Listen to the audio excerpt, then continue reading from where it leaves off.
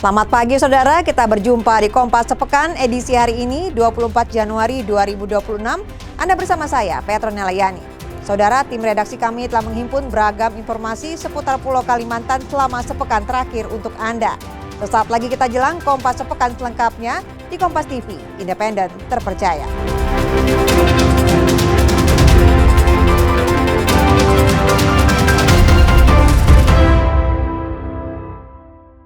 Kita ke sorotan yang pertama, saudara. Sebuah kapal wisata susur Sungai Mahakam di Samarinda, Kalimantan Timur terbakar.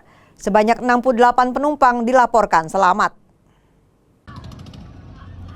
Sebuah kapal wisata KM Teman berjalanan di Sungai Mahakam, Samarinda terbakar pada Sabtu 17 Januari pukul 18.21 WITA. Kapal saat itu tengah membawa penumpang wisata susur sungai. Penumpang di atas kapal terlihat panik berusaha menyelamatkan diri. Saat kejadian, sebuah kapal LCT atau kapal angkut dan kapal nelayan membantu memadamkan dan mengevakuasi penumpang. Tak ada korban jiwa dalam peristiwa ini. 68 penumpang dilaporkan dievakuasi dengan selamat. Diduga api berasal dari genset sehingga membakar bagian sisi buritan kapal. Untuk kejadian kapal yang terbakar tadi sekitar pukul 18.21. Ada berapa orang bang di Kalau atas jumlah kapal? sesuai dengan yang kami terima di daftar manifest ini ada 68 orang bang. Untuk 68 orang ini alhamdulillah selamat semua bang. Izin bang untuk alat safety semuanya lengkap bang. Life jacket atau jaket pelampung atau apar semuanya lengkap bang. 2 orang terdiri dari nahkoda dan 1 ABK dibawa oleh Polairut Polresta Samarinda untuk dimintai keterangan. Untuk yang terbakar di bagian belakang, adapun di bagian belakang itu penyebabnya diperkirakan genset yang terbakar. Yang dibawa ke kantor Polairut membawa kru kapal serta saksi-saksi ke kantor Satpol Airut. Semuanya dibawa ke kantor Satpol Airut untuk dimintai keterangan. Peristiwa ini masih dalam penyelidikan polisi. Rijal Mustafa, Jasmine Japar, Kompas TV Samarinda, Kalimantan Timur.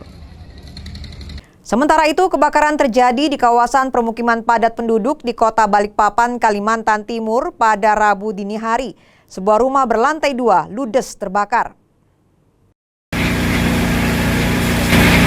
Satu rumah berlantai 2 di Kota Balikpapan ludes terbakar. Api pertama kali terlihat oleh warga sekitar pukul 3.45 WITA atau pada Rabu dini hari.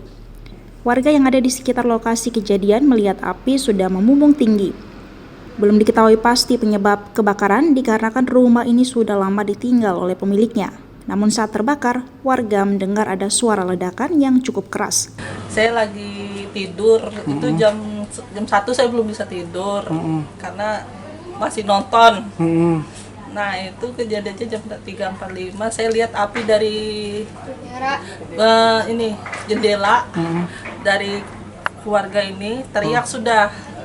Si namanya Yuli, Ibu Yuli. Iya, kebakaran, keluarin semuanya. Saya dengar, langsung saya ke depan bangunin suami. Langsung apinya, dung. Ada ledakan? Ada. Langsung menjulang tinggi, apinya gede. Tidak ada korban jiwa dalam peristiwa kebakaran kali ini, namun kerugian ditaksir mencapai ratusan juta rupiah. Iskandar Amir Dahlan, Kompas TV, Balikpapan, Kalimantan Timur. Masih informasi seputar kebakaran. Saudara, kebakaran hutan dan lahan muncul di wilayah Kota Pontianak, Kalimantan Barat. Sulitnya sumber air jadi kendala pemadaman. Kebakaran hutan dan lahan atau karhutla ini terjadi di Jalan Parit Haji Husin II. Tim yang bergerak melakukan upaya pemadaman dari siang hingga malam hari. Ketua Bidang Penanggulangan Bencana PMI Kalbar, Asrul Putra Nanda bilang, hal ini agar karhutla tidak meluas. Masyarakat juga diimbau waspada dan tidak membuang puntung rokok sembarangan atau melakukan pembakaran. Jadi kebakaran lahan di Parit Haji Husin II ujung, ini mereka lagi padamkan, ada BPBD, TNI, Orjet, relawan Samsat, lalu Darah Hitam, ada Cipto. Lengkap semuanya sih, luar biasa. Kita ke informasi selanjutnya. Sebuah bus dan mobil sedan terlibat kecelakaan di Samarinda, Kalimantan Timur. 5 orang luka dilarikan ke rumah sakit terdekat. Peristiwa kecelakaan antara sebuah bus dan mobil sedan terjadi di kawasan Jalan HAMM Rifadin Samarinda Seberang pada Senin sore. Bermula saat mobil sedan mencoba menyalip sebuah bus bermuatan 17 penumpang dari Balikpapan. Diduga dari arah berlawanan ada minibus. Usai menyelip, mobil sedan tersebut tiba-tiba mengurangi kecepatan. Akibatnya bus di belakangnya menabrak hingga terbalik. Akibat insiden ini, 5 orang terdiri dari 3 penumpang dalam mobil sedan dan 2 penumpang bus alami luka-luka. Seluruh korban langsung dilarikan ke RSUD Ince Abdul Muiz. Yang lain katanya yang mobil merah itu nyelip, makanya busnya ngerem mendadak, jadilah itu tertabrak. Jadi bis ini nabrak mobil merah dari belakang ya? Iya kayaknya, karena tiba-tiba nyelip kan. Peristiwa ini sempat membuat arus lalu lintas di lokasi alami kemacetan panjang. Pas sudah di tikungan sedikit ini dia mau menyalip, kena bis depannya, makanya mobil sedannya terbalik. Ada korban, Pak? Untuk korban yang dibawa ke rumah sakit, dibantu relawan tadi kita evakuasi ada 5 orang. Untuk yang lumayan agak parah, korban yang ada di mobil sedan. Usai bus dievakuasi oleh petugas Satlantas Polresta Samarinda, lalu lintas di sekitar lokasi kejadian kembali normal. Rijal Mustafa, Jasmine Jafar, Kompas TV Samarinda, Kalimantan Timur. Sebuah indekos di kawasan Jalan Lambung Mangkurat, Samarinda, Kalimantan Timur digerebek polisi karena digunakan seorang pria untuk laboratorium atau tempat pembuatan narkoba jenis pil ekstasi. Bermula dari pengembangan kasus seorang pengedar ekstasi berinisial RN yang ditangkap lebih dulu, polisi melakukan pengembangan menuju lokasi indekos tempat RN mengambil narkoba tersebut di Jalan Lambung Mangkurat, Samarinda. Setibanya di lokasi indekos, polisi menangkap RR pembuat pil ekstasi.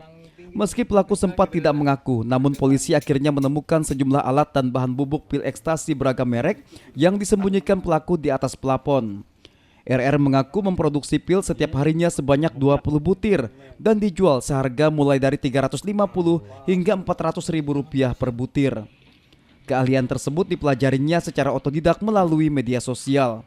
Pelaku ternyata merupakan residivis yang baru saja bebas dengan kasus serupa. Jadi ternyata saudara RR ini memang memproduksi tablet ini di kos-kosannya di Jalan Lambung Mangkurat Gang 5. Kemudian adapun barang-barang yang dicampur oleh bersangkutan oleh tersangka RR adalah bahan bakunya adalah merupakan campuran obat sakit kepala atau analgesik dan metapetamin sabu.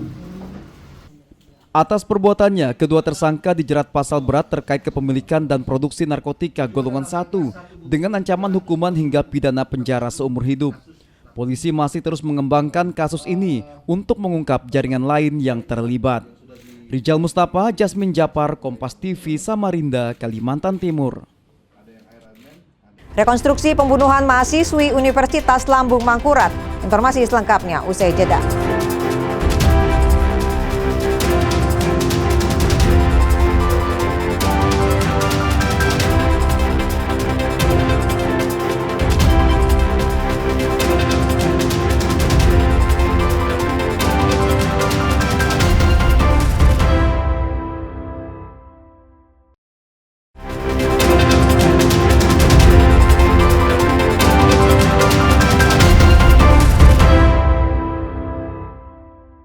Saudara, Anda kembali bersama kami di Kompas Sepekan. Polisi gelar rekonstruksi kasus pembunuhan Ketua RT di kawasan Kecamatan Balikpapan Barat, Kalimantan Timur. Dalam rekonstruksi terlihat korban dibuang melalui jendela rumah dalam kondisi pingsan. Sempat dinyatakan hilang pada bulan November tahun 2025 lalu, seorang ketua RT di Kecamatan Balikpapan Barat berinisial RH ditemukan meninggal dunia di kolong rumah di kawasan perumahan atas air. Dari rekonstruksi yang digelar polisi dari Polsek Balikpapan Barat, terungkap jika korban sempat berduaan di dalam kamar bersama di rumah pelaku berinisial SM, seorang ibu rumah tangga. Saat itulah korban diketahui pingsan dan pelaku yang panik membuang korban ke laut melalui jendela rumahnya.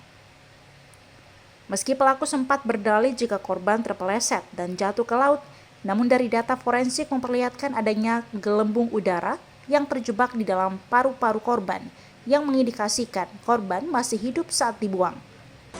Poin utamanya adalah pada saat membuang korban yang diduga oleh pelaku itu sudah meninggal, namun faktanya dari hasil visum menyatakan belum meninggal pada saat buang ke laut tersebut. Adanya ketakutan dari pihak pelaku atau tersangka ini dengan kejadian yang meninggal ataupun pingsan di rumahnya, dan dia juga meninggal ternyata masih pingsan, jadi dia ketakutan kalau ditemukan ada di situ mungkin laki-laki yang mana bukan mahramnya berada di rumahnya, mungkin karena ketakutan. Sementara anak korban yang hadir di dalam rekonstruksi menuntut keadilan dan meminta tersangka dihukum sesuai aturan yang berlaku. Harapannya apa?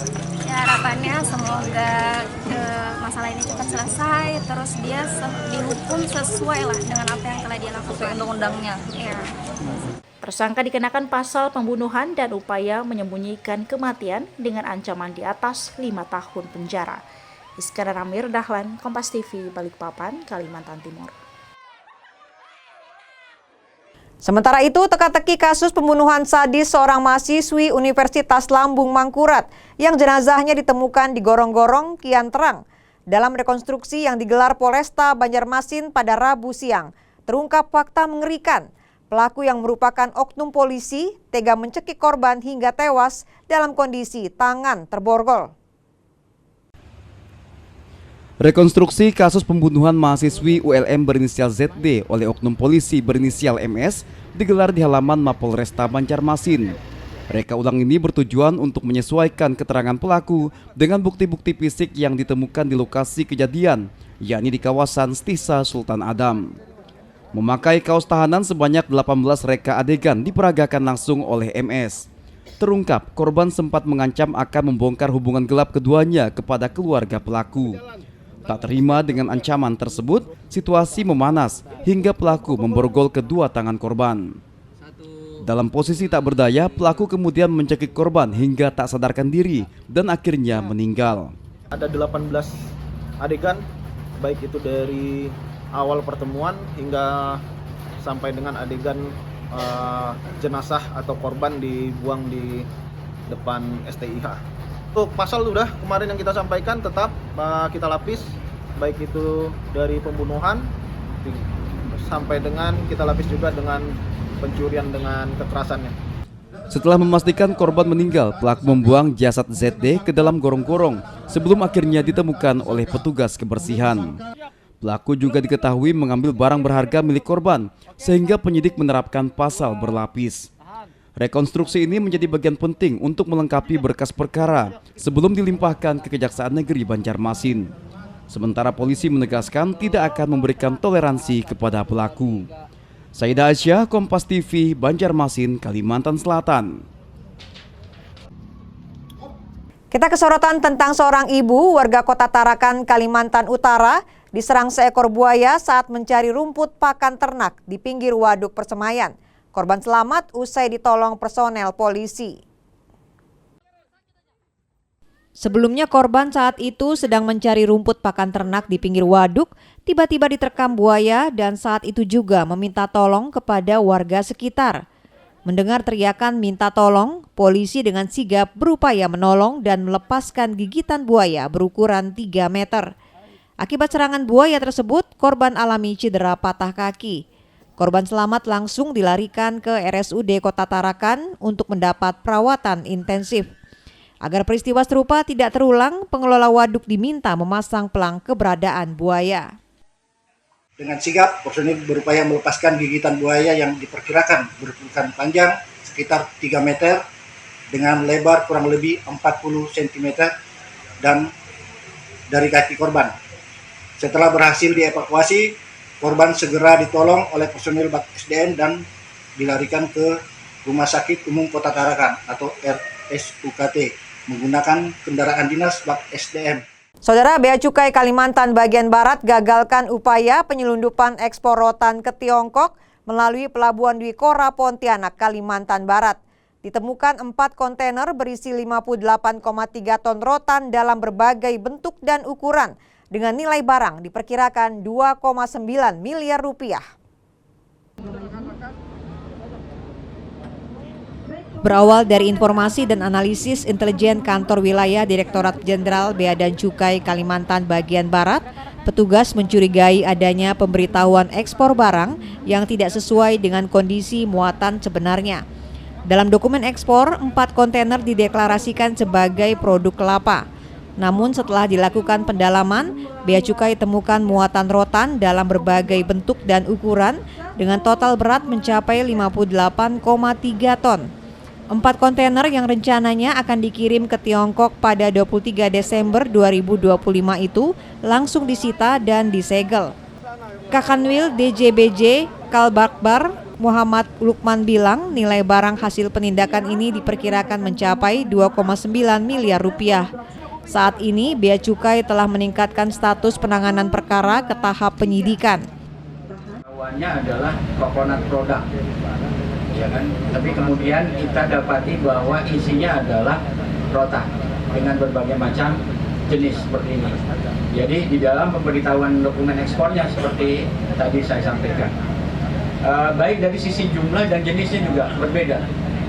Jadi bukan hanya jenisnya udah jelas, beda sekali, jumlahnya pun beda.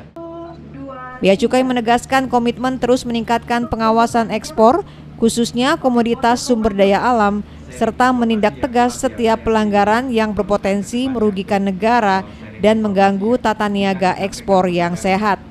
Suci Lusinda, Kompas TV, Pontianak, Kalimantan Barat. Sorotan lainnya, Saudara. Kejaksaan Negeri Pontianak mengeksekusi terpidana perkara tindak pidana perbankan atas nama Oki Hermawan. Terpidana menjadi DPO selama 1 tahun. Tidak kooperatif terhadap putusan pengadilan, Kejaksaan Negeri Pontianak mengeksekusi Oki Hermawan, terpidana perkara tindak pidana perbankan pada Selasa 20 Januari 2026 sekitar pukul 18.30 waktu Indonesia Barat di Kecamatan Cilengsi, Kabupaten Bogor, Jawa Barat. Kepala Kejaksaan Negeri Pontianak Agus Eko Purnomo menyampaikan, pelaksanaan eksekusi merupakan wujud komitmen kejaksaan dalam menegakkan kepastian hukum di mana terpidana diketahui kabur selama 1 tahun sejak putusan ditetapkan. Berdasarkan putusan Mahkamah Agung pada tanggal 25 November 2024, Oki Hermawan dinyatakan terbukti melanggar pasal 49 ayat 1 huruf A Undang-Undang Nomor 7 Tahun 1992 tentang perbankan dengan vonis putusan penjara selama 10 tahun serta denda sebesar 10 miliar rupiah. Jika denda tidak dibayarkan, maka diganti dengan pidana kurungan selama 6 bulan. Dari pensiun itu sudah ini orang-orang pensiun itu digunakan lagi. Jadi membobol data yang pernah dilakukan diajukan lagi untuk tamu. Berapa banyak yang disalahgunakan, Pak? Berapa Pak kasih minum? Jumlahnya, Pak? Iya. Sekitar 80 nama nasabah, Pak. 80 nama nasabah. Nilainya? Lebih kurang hampir 80 miliar. Besar juga 80 miliar. Oki Hermawan merupakan pegawai salah satu bank BUMN yang menjabat sebagai relationship manager. Dalam perkara ini, terpidana terbukti melakukan perbuatan membuat atau menyebabkan adanya pencatatan palsu dalam pembukuan maupun laporan kegiatan usaha dan transaksi perbankan 80 nama nasabah dengan total anggaran sekitar 80 miliar rupiah. Doris Pardede, Kompas TV, Pontianak, Kalimantan Barat. Saudara, kerugian korban scamming capai 9 triliun rupiah. Informasi selengkapnya usai jeda.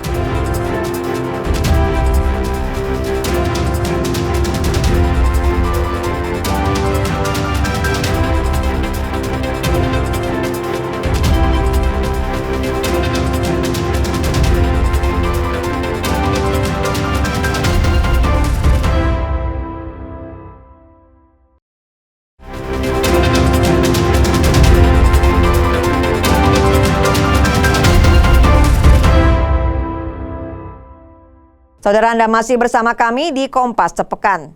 Maraknya modus sekstorsi atau pemerasan seksual lewat media digital menjadi perhatian serius Satuan Tugas Pencegahan dan Penanganan Kekerasan Universitas Lambung Mangkurat. Satgas PPKULM mengeluarkan imbauan kepada mahasiswa agar tidak sembarang mengangkat video call dari nomor atau akun tidak dikenal.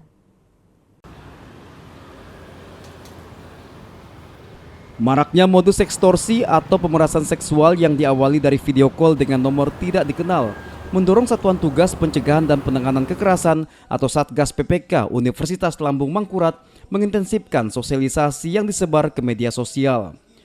Ketua Satgas PPK Universitas Lambung Mangkurat Siti Mauliana Hairini bilang, momen libur panjang mahasiswa selama 3 bulan justru sangat rawan terjadinya kejahatan berbasis digital, sehingga mahasiswa perlu diberikan sosialisasi sebagai upaya antisipasi kejahatan digital. Siti Mauliana mengingatkan mahasiswa lebih berhati-hati dalam berkenalan dengan orang baru, terutama yang tidak pernah ditemui secara langsung. Di era digital yang serba canggih dengan fitur yang memanipulasi, si penerima video call yang menerima panggilan terlihat tanpa kondisi tubuh tanpa busana. Momen inilah yang sering dijadikan alat kontrol si pelaku untuk melakukan pemerasan seksual dengan meminta imbalan agar tidak disebar. Walaupun sudah misalkan berkenalan di salah satu aplikasi chat, namun kalau tidak kenal dengan baik orang tersebut, jangan diangkat video call-nya, karena zaman sekarang teknologi juga semakin canggih. Kadang ketika mereka mengangkat sudah langsung dalam diedit dalam bentuk tubuh yang dipertontonkan tidak pakai baju dan lain-lain. Sejauh ini ada temuan untuk di ULM sendiri? Temuan itu sebenarnya aduan, kita lebih banyak memproses aduan dibandingkan temuan ya. Karena kalau aduan kita bisa lebih mudah menanyakan kepada korban keadilan apa yang mereka inginkan. Siti Mauliana juga meminta kepada mahasiswa yang mengalami atau menjadi korban sekstorsi segera melapor ke Satgas PPK ULM atau polisi dan memastikan seluruh aduan akan diproses dengan menjaga kerahasiaan identitas korban. Arpawi, Kompas TV, Banjarmasin, Kalimantan Selatan. Sementara itu, data dari Ketua Otoritas Jasa Keuangan Sekalimantan menyebut kerugian korban scamming mencapai 9 triliun rupiah. Dari jumlah itu, baru 4 miliar lebih yang berhasil dikembalikan atau baru sekitar 4%. Ketua OJK Sekalimantan, Parjiman menyebut, perlu kewaspadaan terhadap ancaman scamming, sebab kemungkinan dana kembali sangat kecil dan sulit. Karena itu, Parjiman meminta masyarakat lebih menjaga keamanan data serta tidak mudah ditipu. Salah satunya love scam, yakni modus penipuan melalui hubungan palsu di platform kencan online, lalu meminta uang dengan alasan darurat.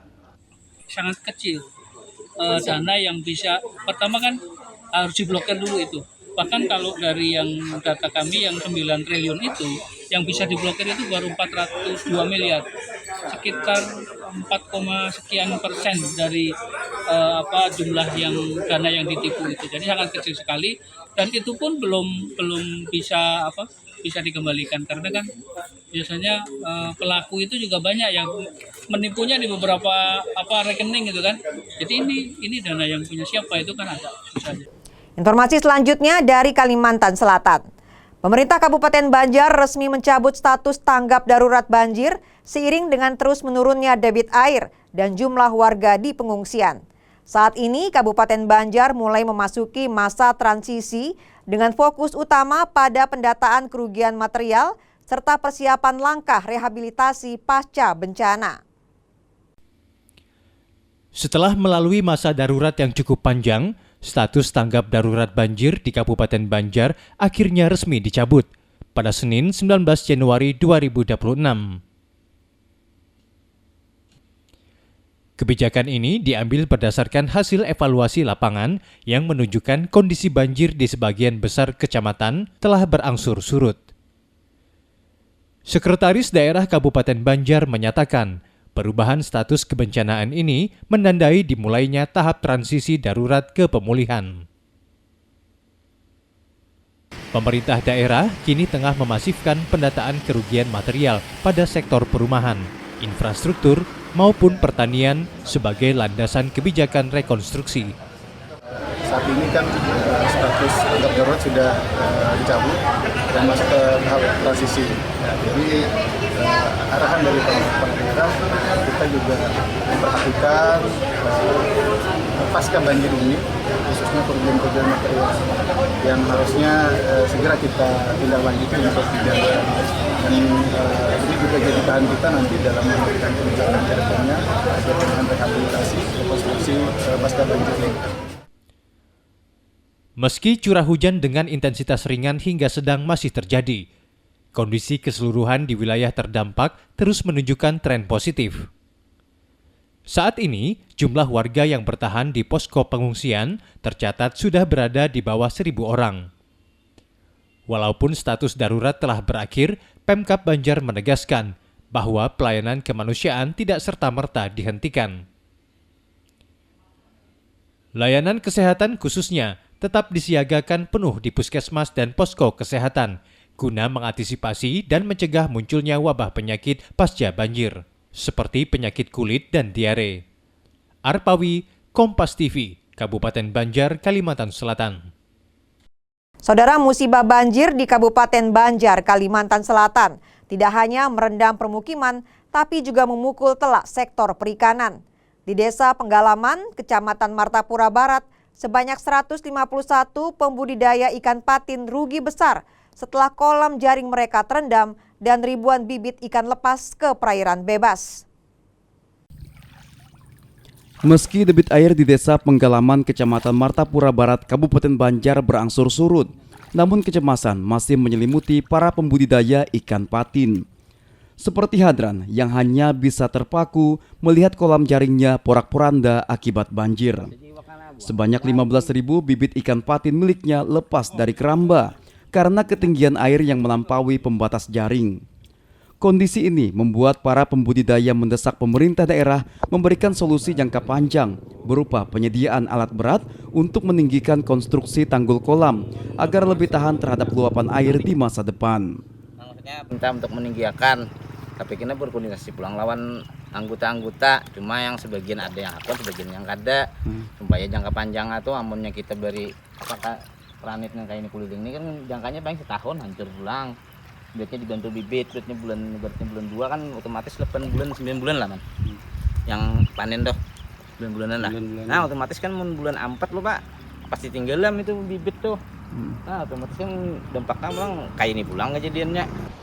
Dari data Dinas Ketahanan Pangan dan Perikanan Kabupaten Banjar mencatat, kerugian di sektor perikanan mencapai angka fantastis, yakni 4,46 miliar rupiah. 151 pembudidaya yang tersebar dari wilayah hulu hingga hilir sungai dinyatakan terdampak langsung.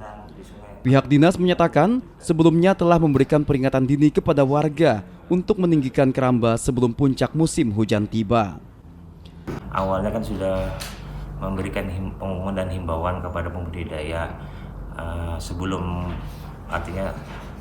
sebelum musim penghujan, artinya kan untuk menyiapkan dan khusus untuk di keramba Jala Apung di arah airan sungai itu harus memperkuat tali pengikat dari Jala Apung sendiri, dan sebaliknya untuk kolam itu untuk mengamankan agar kiranya memberikan di tanggul itu memberikan waring, artinya kan atau meninggikan tanggul kolam itu sendiri agar ikan itu tidak bisa keluar. Saat ini Pemkab Banjar masih terus melakukan proses verifikasi dan validasi data di lapangan yang hasilnya akan menjadi rujukan utama untuk menentukan jenis bantuan, baik berupa bibit maupun perbaikan sarana prasarana bagi para pembudidaya terdampak banjir. Arpawi, Kompas TV, Kabupaten Banjar, Kalimantan Selatan. Sementara itu, pasca banjir yang menimpa hampir seluruh kawasan Banjarmasin, Kalimantan Selatan, pemerintah kota Banjarmasin lakukan normalisasi sungai. Hal ini sebagai upaya mitigasi banjir. Penanganan fenomena banjir tahunan yang kerap merendam permukiman serta aktivitas masyarakat di Banjarmasin, Kalimantan Selatan kini mendapat perhatian khusus. Pasalnya, selama ini upaya penanganan banjir yang terjadi setiap tahun belum membuahkan hasil maksimal. Hingga akhir tahun 2025 lalu, banjir kembali melanda dengan ketinggian capai 30 hingga 50 cm di atas permukaan air laut. Memasuki awal tahun 2026, pasca banjir, pemerintah Kota Banjarmasin di bawah kepemimpinan Wali Kota Muhammad Yamin HR gencarkan program normalisasi sungai sebagai upaya mitigasi banjir. Upaya ini dirancang bukan hanya penanggulangan sementara, namun sebagai penanggulangan jangka panjang ke depan. Sebenarnya sampai saat ini di beberapa titik sungai ya sudah kita laksanakan melakukan pembersihan, terus pengerukan dan juga menormalisasinya ya. Karena kita berharap dengan kegiatan ini dan tidak berhenti dari sini karena tidak bisa menyelesaikan masalah sungai itu sehari, tapi mungkin saya menginginkan sampai di bulan 9 itu terus melakukan pembersihan dan menormalisasi sungai yang ada di Kota Banjarmasin. Warga berharap normalisasi sungai yang dilakukan pemerintah kota dapat berjalan konsisten hingga memberikan hasil nyata, sebab tak hanya merendam permukiman, banjir juga berdampak pada perekonomian warga. Yang pertama itu kan untuk mengurangi banjirnya, untuk diharapkan itu kepada seluruh masyarakat lah, khususnya pada pemerintah kan kami di masa ini untuk menjaga keadaan memelihara sungai lah kan, supaya jangan ada lagi banjir kan yang sudah terjadi kan sampai sekarang banjir masih ada lagi. Masalahnya itu kan yang untuk daerah resapan sudah berkurang, untuk daerah pertaniannya seluruhnya lah kada ada lagi untuk yang untuk yang menghasilkan itu masalahnya tidak bisa digarap lagi lahannya. Normalisasi sungai kini menjadi tumpuan harapan warga dalam mengatasi banjir tahunan yang selama ini terus berulang di Kota Banjarmasin. Saidah Aisyah, Kompas TV, Banjarmasin, Kalimantan Selatan. Saudara, usai jeda kami akan hadir dengan informasi lainnya untuk Anda, di antaranya cuaca ekstrem rusak kebun cabai. Tetaplah bersama kami di Kompas Sepekan.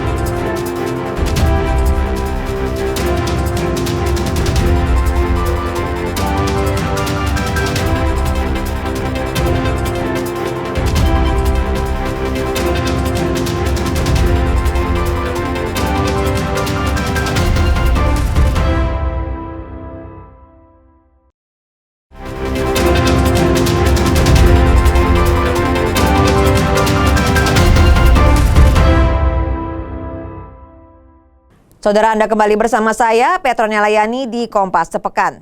Fenomena puncak musim hujan yang disertai cuaca panas terik di Kota Banjarbaru, Kalimantan Selatan berdampak buruk pada sektor pertanian hortikultura.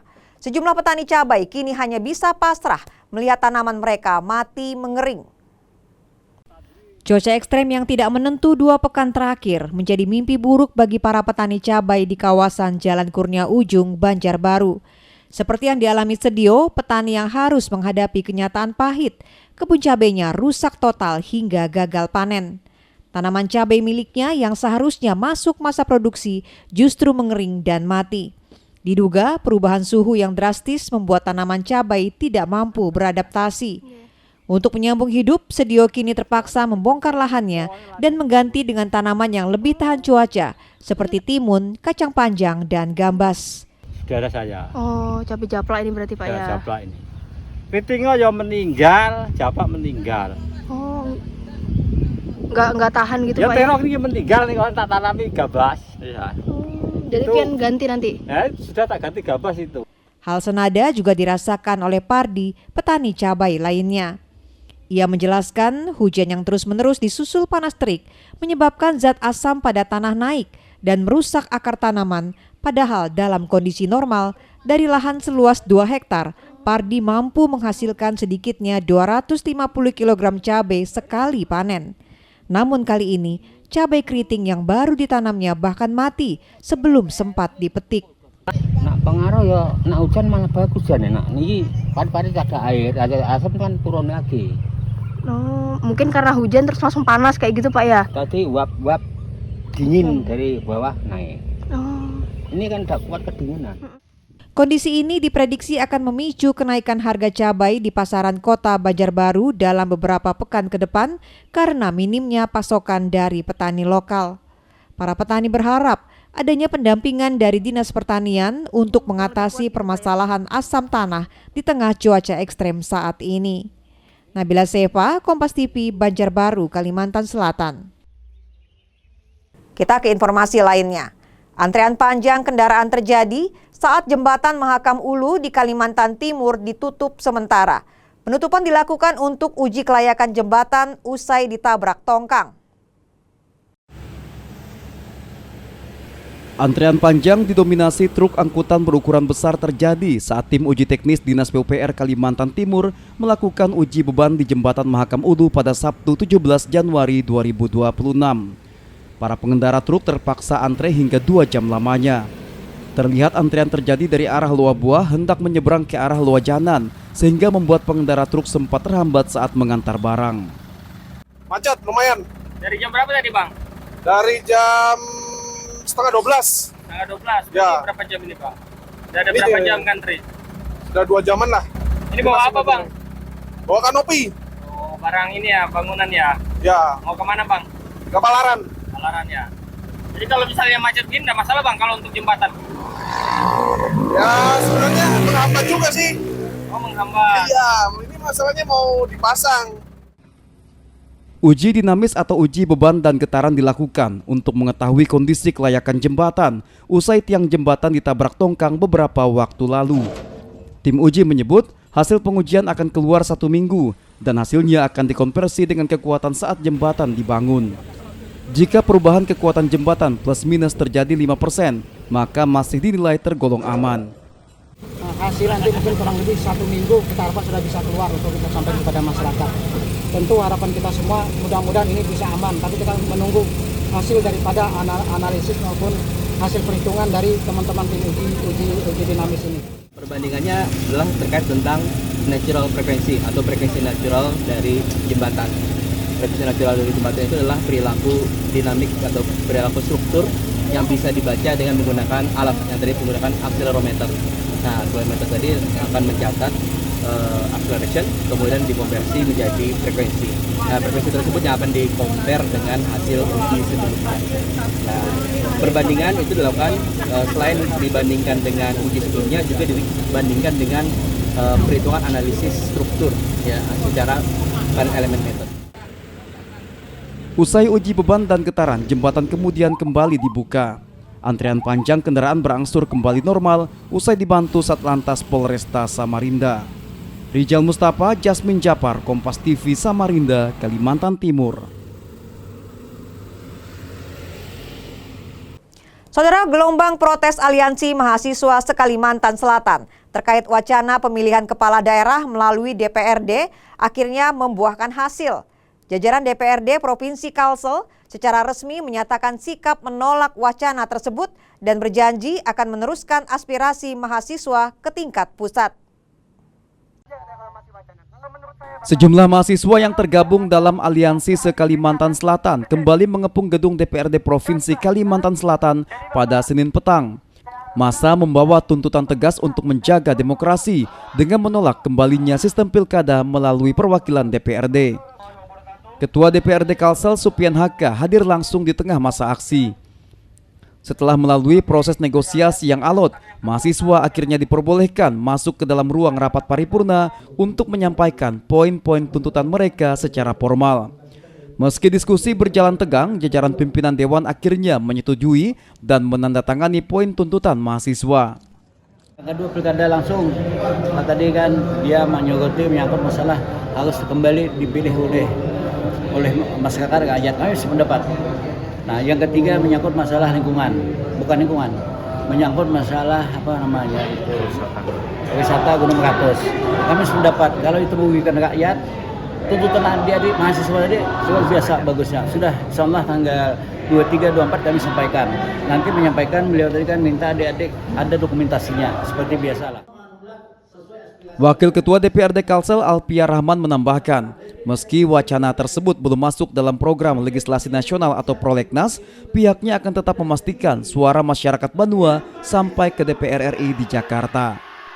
Kalau bahasa di Banjar tuh penderan digetek lah. Nah, belum ada masuk dan prolegnas saja tidak ada. Artinya di tahun ini tidak ada pembahasan perubahan undang-undang itu. Nah, kalau kami dari DPRD juga sudah mendengar bahwa memang pemilu wacana dipilih DPRD tidak ada pembahasan di tahun ini. Tapi tahun-tahun depan kami juga tidak mengetahui karena memang ini di luar kewenangan kami. Karena ini milik dari DPR RI dan pemerintah pusat.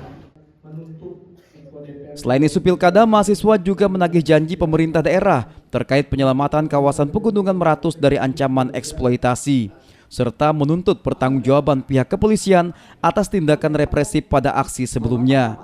Tentunya kami belum merasa puas dikarenakan melihat dengan belum adanya jaminan ya kan, jaminan dari ketua DPRD maupun anggota DPRD semuanya, makanya kami tetap mengawal hal ini supaya tetap melanjutin untuk sampaikan ke pusat bagaimana caranya dari DPRD Provinsi Kalimantan menolak untuk pilkada yang dipilih oleh DPRD. Begitu kawan-kawan.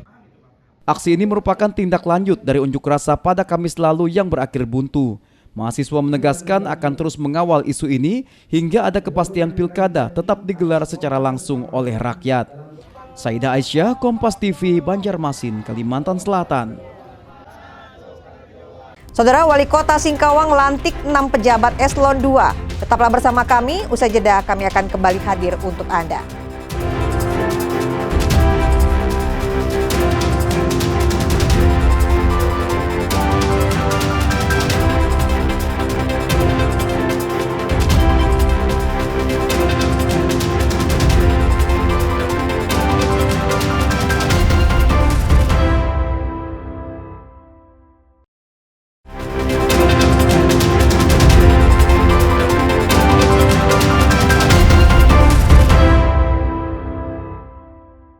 Saudara, terima kasih Anda masih bersama kami di Kompas Sepekan.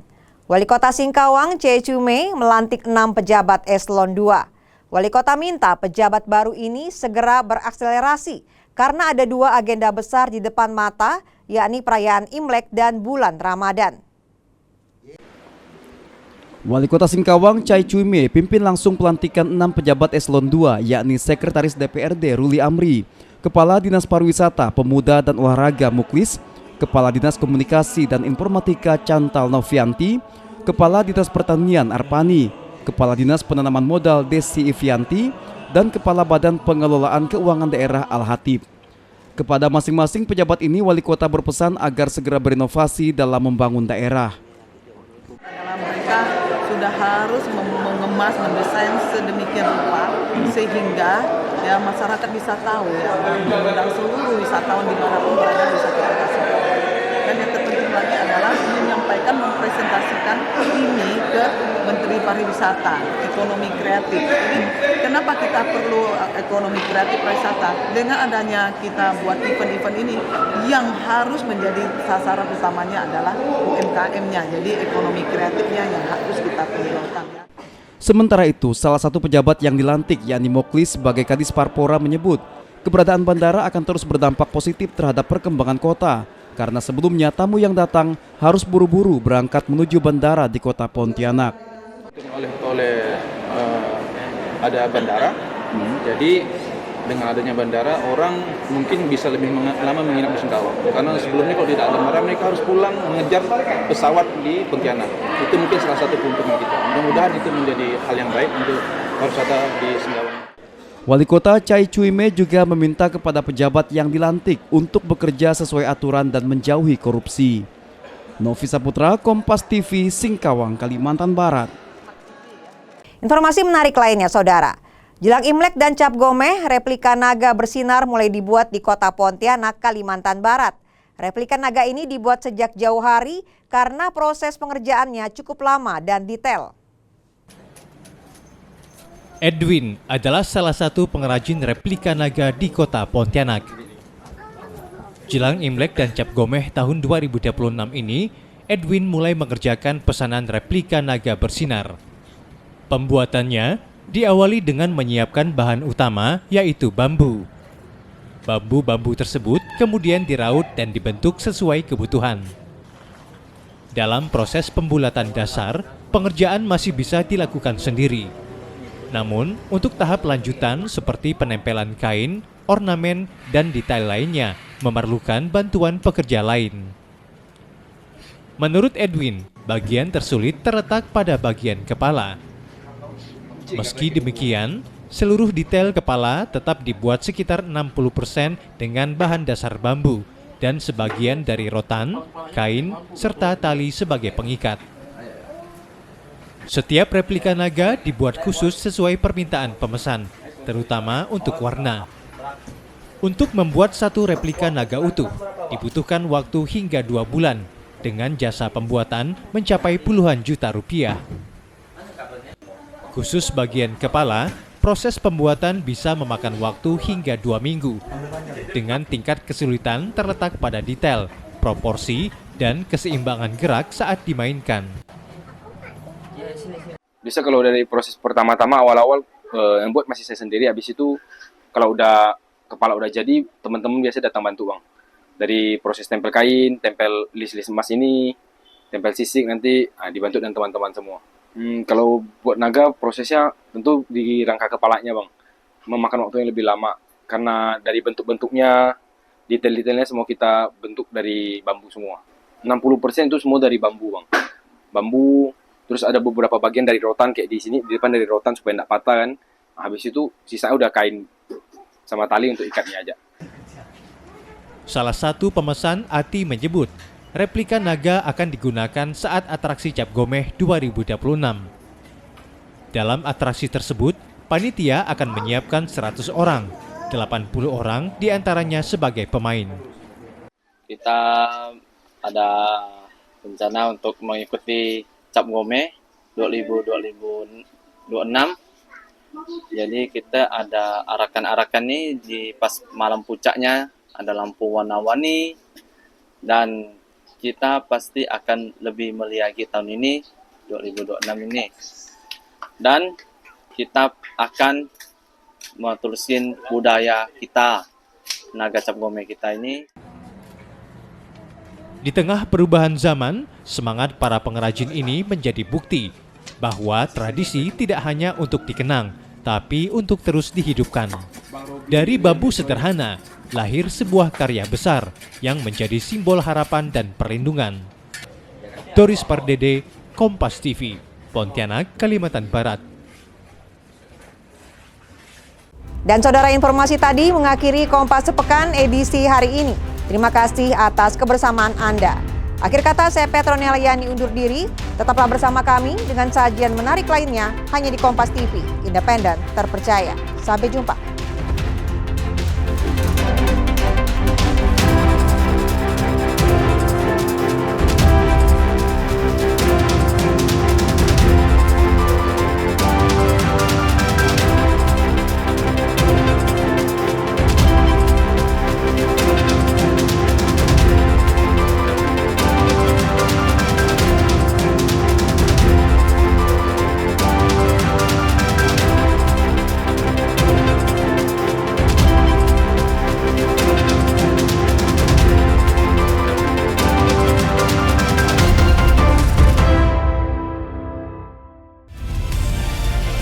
Kompas TV, independen, terpercaya.